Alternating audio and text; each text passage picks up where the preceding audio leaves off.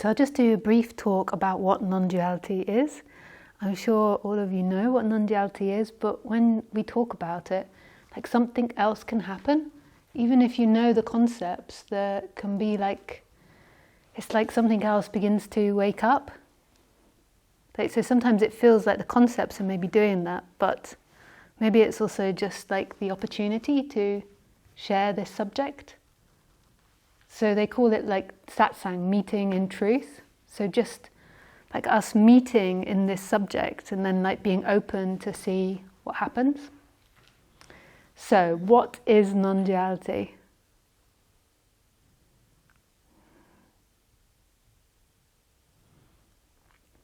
Non-duality is a shift, or what I would call a shift in perception, from perceiving as if you're an individual body-mind mechanism, as if you're separate and a character, a person that is seemingly going through time and space.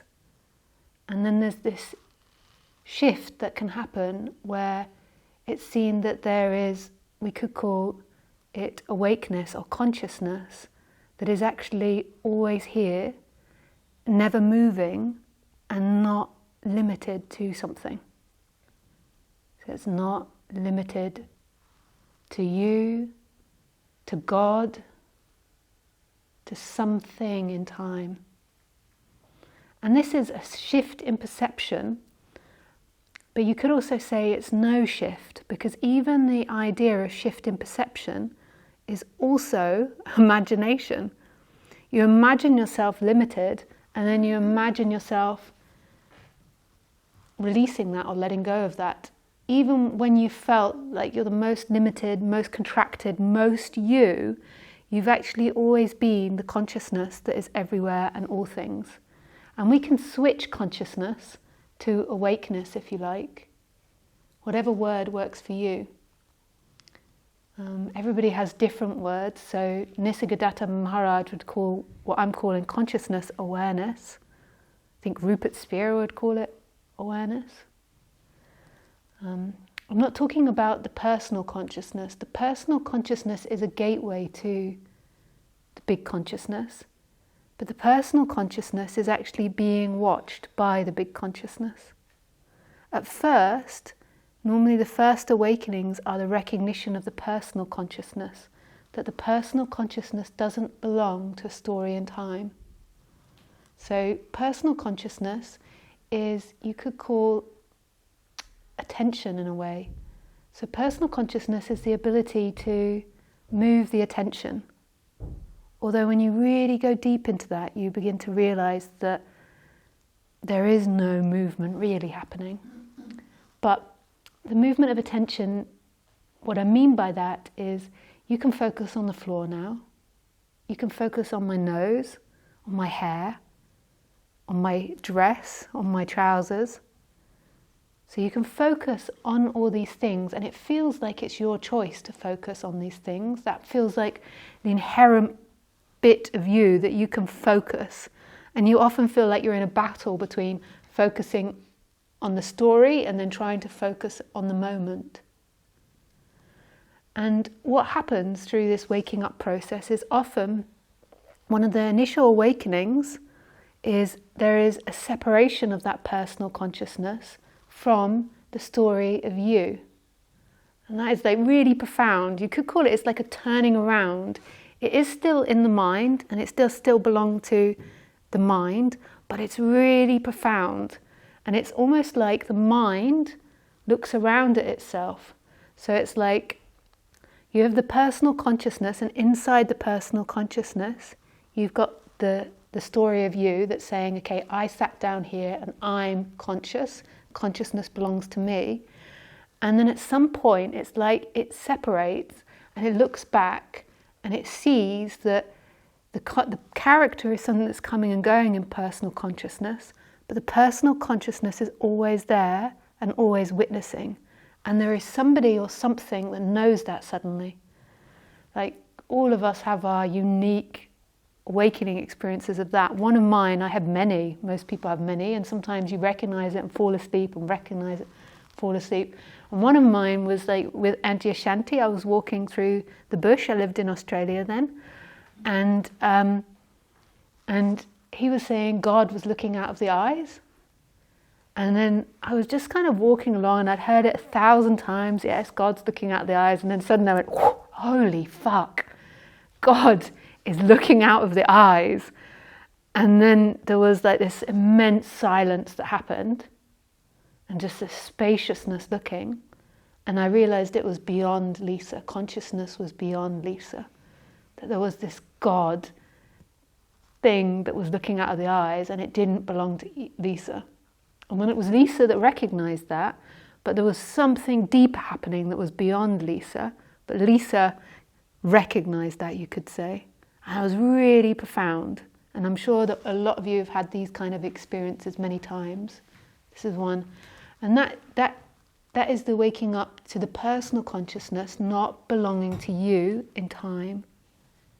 And that's really profound. That consciousness, the personal consciousness, is prior to anything you've ever done.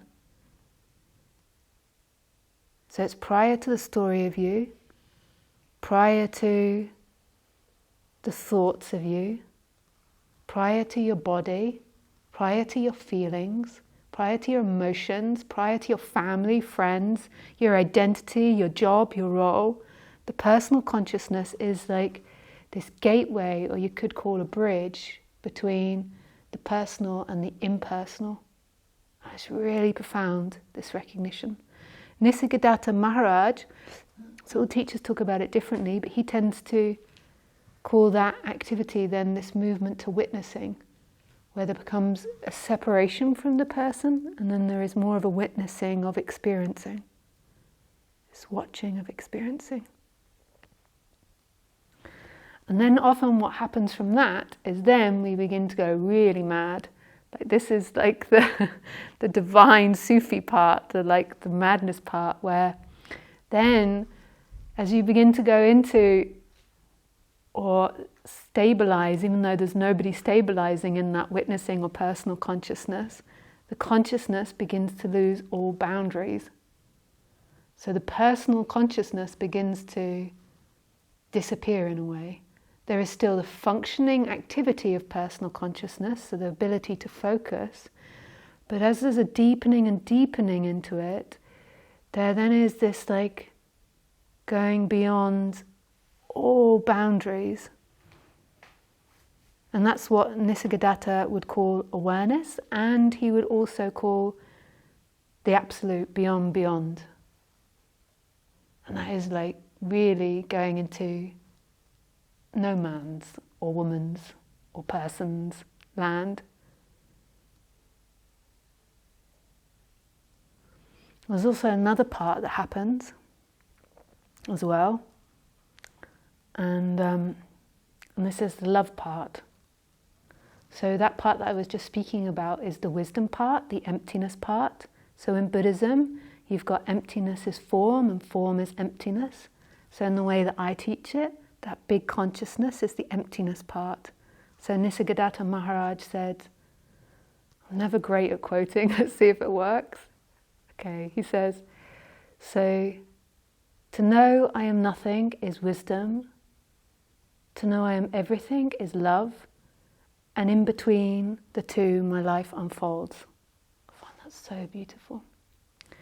So the next part that we have is the beingness, is the aliveness. Now the personalized form of that, so like the personalized form of the big consciousness is the personal consciousness.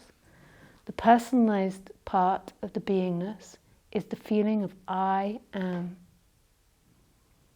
And I suggest, just like the consciousness, there's nobody here that doesn't have consciousness. It's the same. Everybody has the feeling of I am. But what happens to us is we go into I am my name, Lisa. I am good. I am bad. I am right. I'm wrong. I'm a doctor. I'm an astronaut. I'm a light technician. I am a cleaner. I am mother, father. So we go into all of these things, and the I am and the story of yourself, just like the consciousness, become interwoven and you can't separate them out. So then you have a feeling of yourself. So if you're a doctor, maybe you feel good about yourself. So you're like, it's mixed with that feeling of being proud maybe. Or maybe being ashamed, you never know.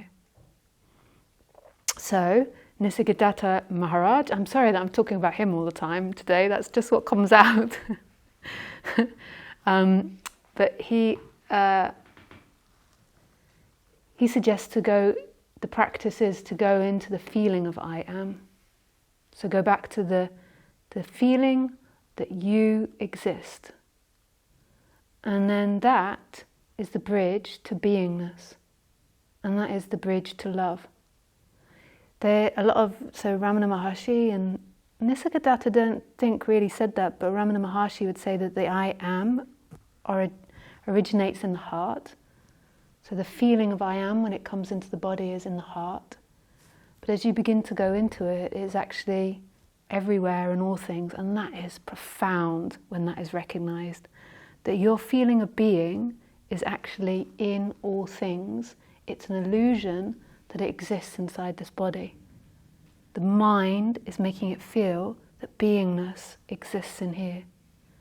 I assure you that that is a mind-made reality. Your feeling of beingness is actually all things, and this is the love side. To recognize that, and it's not even a recognition intellectually, it's experiential, that everything is as an aspect or reflection of yourself, and that you're walking around in yourself. Not yourself as a character or an idea or as a name, but yourself as that pure beingness. And that is such love, such love. And these two have to meet. So sometimes you have one awakening and then the other awakening, and then it flip-flops back together. But those two eventually meet and dissolve into each other. So they're like, they're seemingly separate when you're identified, and when the identity goes, they come back together. So the masculine and the feminine reunite.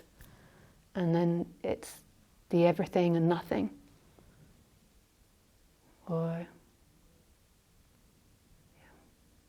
fullness and emptiness. And we can call it all types of words. I'm happy to call it the big consciousness and beingness, but we could also call it God, the divine, no-thingness, Atman, whatever like suits your predisposition, whatever touches you. And this is in all. This isn't something that I have more than you, or that Ramana or Nisargadatta or Nanda Mahima has more than you.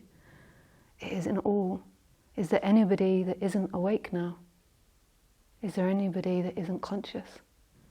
Is there anybody that doesn't have that sense of I am, of aliveness?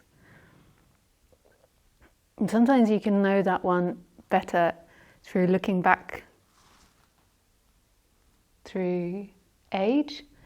So, like as you begin to get older, you begin to recognize that you don't feel like a 30-year-old or a 40-year-old or a 50-year-old or a 60-year-old.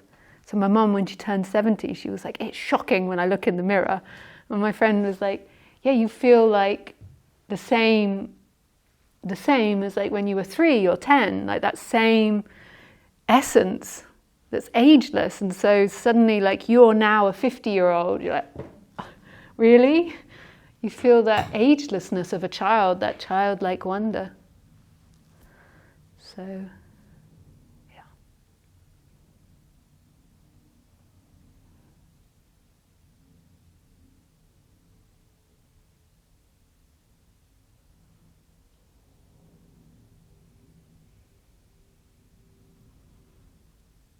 So when those two reunite, it's in Sanskrit, it's called sat-chit-ananda. When consciousness meets beingness, it's bliss. Bliss could also maybe be translated as peace or love or eternity.